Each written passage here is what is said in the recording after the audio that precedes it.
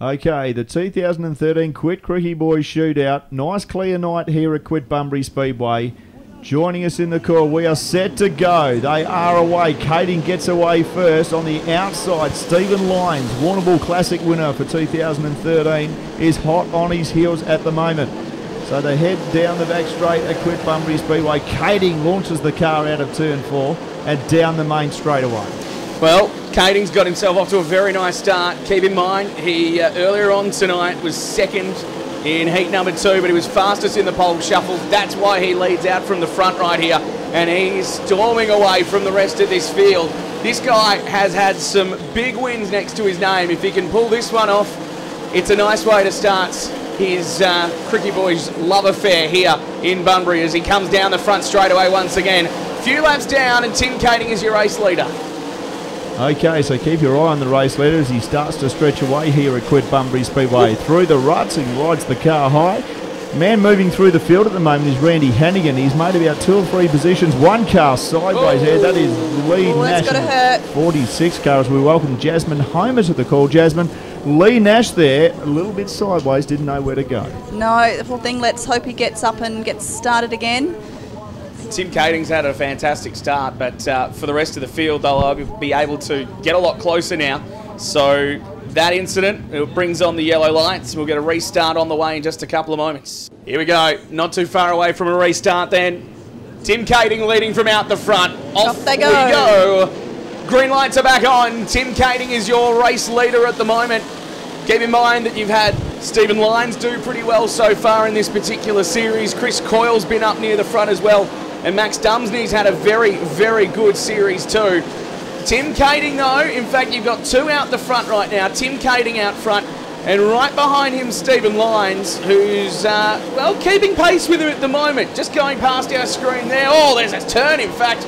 Oh no, that's not who I want that to be. Carl Dowling there in the 87 car. Dear. So that's rotten luck for Carl. Spent a lot of time on the West Coast this year, and usually races on the East Coast. But Jasmine, Carl Dowling, of course, fly-in, fly-out worker, got the time off because the cyclone hit at the right time this year, so Carl was able to stay down here and race the boys' race this year.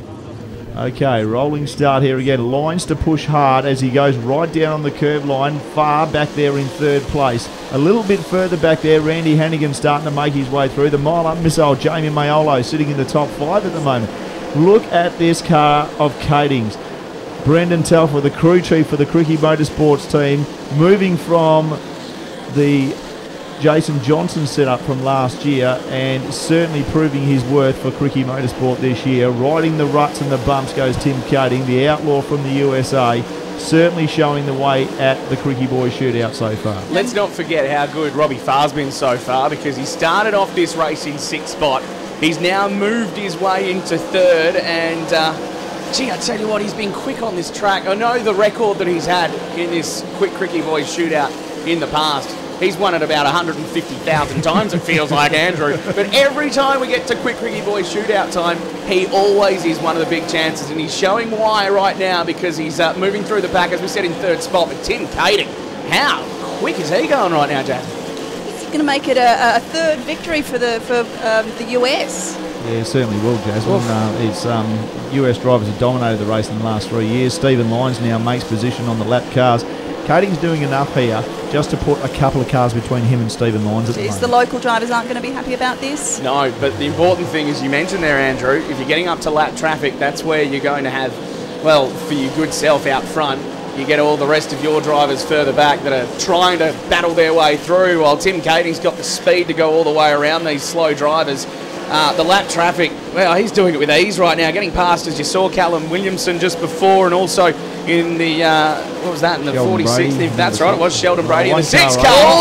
Oh, we've got something there at turn number 3 and 4. Kai Scroop in car 89 there, hitting and going up where Angel's fear to tread up there, now, and into the loose stuff and into the wall. I think that's brought on the red lights as well. The car is not in a good way. So the red lights are now on here at Bunbury Speedway. 25 laps to go in the feature of the 2013 Quick Krikke Boys Shootout, and off we go. It is still Tim Kading out in front, Stephen Lyons, Robbie Farr, Chris Coyle and Jamie Mayolo, they're your top 5 at the moment. Gee, Robbie Farr's having a good race. He is starting to move up throughout the field. Lyons has now been bumped back down to 3rd spot. Jamie Mayolo finds himself in 4th, so there's a lot going on behind our leader at the moment, Tim Kading. But Tim Kading still, he's got so much race speed out there, Andrew. He's putting on a clinic at the moment, and this is how he does it. He races 5, 6 miles a week with one car sideways. That's Lee Nash again. He is having a dogged run at the shootout this year. Kerry Madsen is the man on the move. And there's a piece of debris on the racetrack. It's a front wing of a race car, so I think the amber lights will come on and will be slowed down to race pace. Oh, another stop for the guys. That must be pretty frustrating. Well, it's just a part of it, I think. But yeah, you're right. I mean, it's just one of those things. They just want to get this race done and run, and that's all part of it. Spencer Roberts, one of the infield coordinators there, just picking up the piece of debris. Of course, that can be souvenired by the race fans, which usually is. It's the sprint car race fans are very intrepid people right across the country, and it certainly will be a memento for somebody from this year's shootout, that's for sure. So we restart with 23 laps to go. Big crowd on course here for the Quick Krikke Boys Shootout of 2013. They've been loving all the action throughout the weekend, but they've been here to see this particular event. This A-Main, the Quick Krikke Boys Shootout with Tim Kading out the front. Again, another quick start from him. He's already got himself, well, almost half the length of the back straight, all clear to himself right now. The starts that he's getting are quite incredible. Very similar to San Jose in California, and Tim would be absolutely accustomed to this racetrack, Jasmine. You keep an eye on this race car and see how well that the boys have set this race car up. Yeah, this was always going to be a tough race for the locals to win. Just the calibre of US drivers that are coming over here, it just keeps getting better and better, Andrew. Certainly does. Good international races. We keep our eyes on Kading out in front. The Toyota parts and accessories, cool chassis, and now the man starting to move through is Robbie Farr, who's in 2nd. Stephen Lyons 3rd. The Missile in 3rd. But Kerry Madsen, Daniel, is on the march. Yeah, Kerry Madsen. We've spoken about him throughout the evening, how he struggled a little bit, but he gets to the A-Main and he started himself in 12th spot, but he's been starting to fly through this field and starting to make some really good ground. Now, Kading coming up on Luke Dillon. Here's another story of the weekend. Talked about Luke Dillon earlier on in the night, how he managed to fly his way through the mid-pack dash. The pole shuffle, I should say. He got from 10th all the way up into 5th spot in what was a crazy pole shuffle. Oh, we've got some problems down the 3rd and 4th corner there. Yellow lights are on. I'm trying to have a look at this car here. I really do believe. I can't believe. Yeah, it is. It's car number 22. No. He's had a fairly good dip, but his car's come to a stop on turn 3 and 4. Rolling around, Tim Kading, Robbie Farr on the chase. 6-time winner of the Quick Krikke Boys Shootout in its 16-year history.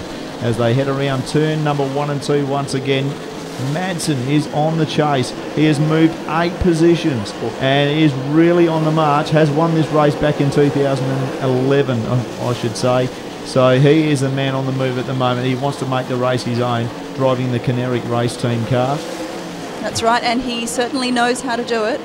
Robbie Farr, watch out for him, because we mentioned already that he's had a very good record here at Quitbunbury Speedway. He is still in 2nd spot right now. And it only takes one quick mistake from Tim Kading out front, and all of a sudden he could be back in with a real red-hot shot at this. The hard thing is for Tim Kading is making a mistake, isn't it? I mean, he's been on the World Series trail right across the country with Krikke Motorsport and has gotten better and better as the time has gone on. Pulled a few podiums in the last few weeks in World Series, and he is going to be a hard man to stop as he puts the foot down again and is starting to lap slower traffic now. Madsen on the chase as well, but this man out in front, Jasmine, I don't know about you, but I think he's going to be hard to beat with 14 laps to go. Yeah, I think he's in the zone. He's feeling it. There's another car that's starting to make up a little bit of ground, and that's Jason Kendrick. He's had a toughish weekend. He managed to get into the top 10 in our pole shuffle, but he's had a sluggish start throughout this particular feature. He's starting to fight his way back into the contest now, and he's driving up near towards the top 6 or 7 once more. He's had a tough season, really. He has, yeah. And like after a brilliant season last season, winning the Battery All-Type Southern Thunder Sprint Car Series, and all of a sudden now, Chris Coyle will have to be the hard luck story of the weekend. He's spent hardly any time behind the wheel in the last 2 years, steps back into the shootout after night one, was 4th on points, lost the front wing, so the car is going absolutely nowhere at the moment, and he is actually starting to be lapped by faster traffic, which is a bit sad for the young fella. Jamie Mayolo started off in 8th spot. He's sort of around that mid-pack area right now as Tim Kading comes swinging out at turn number 4 and into the front straight once more.